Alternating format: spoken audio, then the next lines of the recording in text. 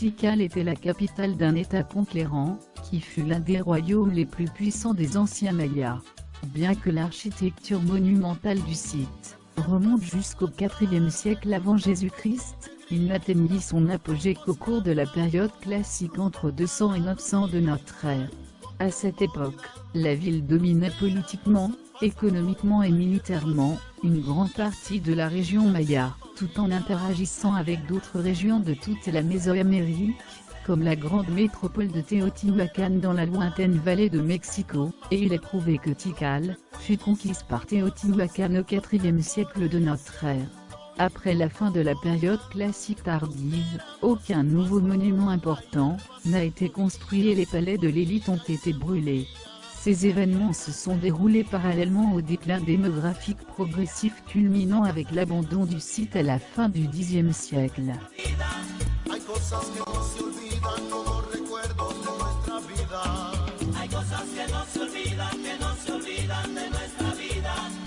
Cosas que no se olvidan como la tarde que te tenía.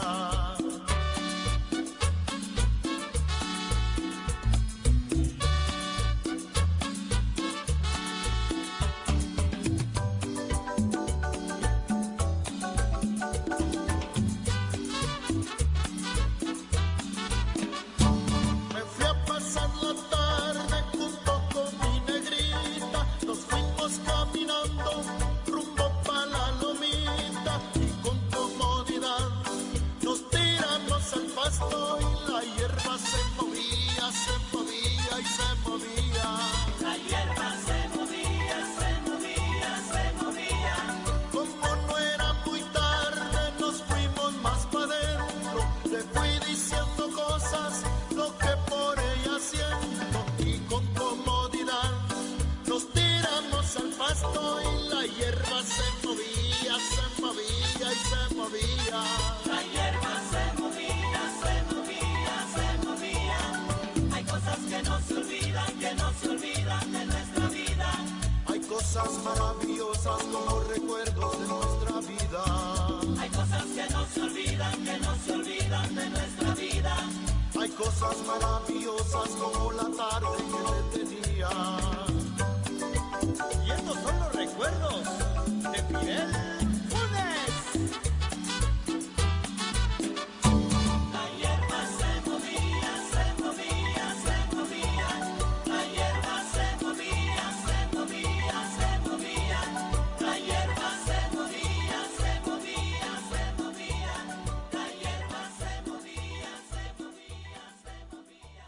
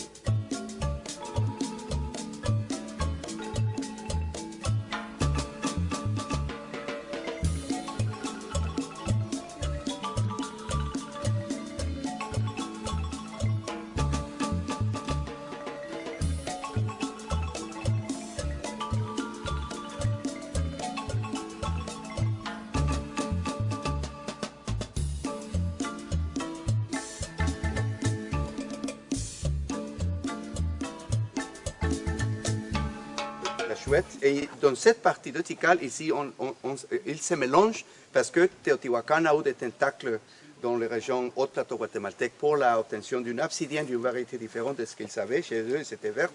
Guatemala City, autour, où là, la ville Caminaljuyo, c'est noir, avec des rayons rouges, par la quantité de fer que ça porte.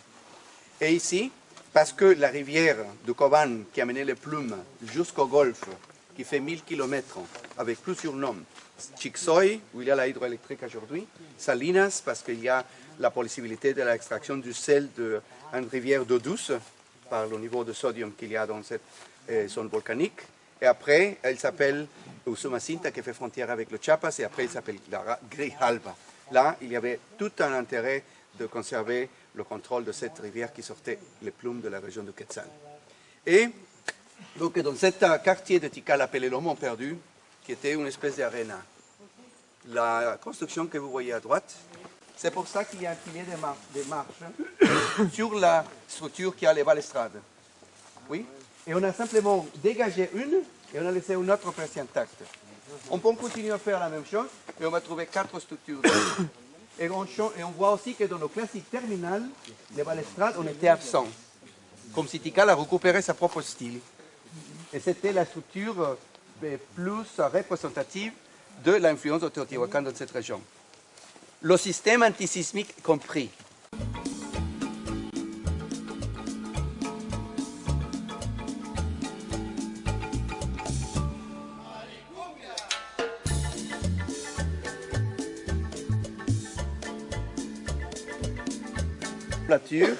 Et cette entablature d'une ville d'origine de ce style, il est mis la divinité aquatique, qui était différente de la divinité aquatique maya. Dans les basses terres, les Mayas ont adopté comme esprit aquatique le crocodile. Dans les hautes terres, les gens ont adopté comme divinité aquatique une chouette qui vit dans les grottes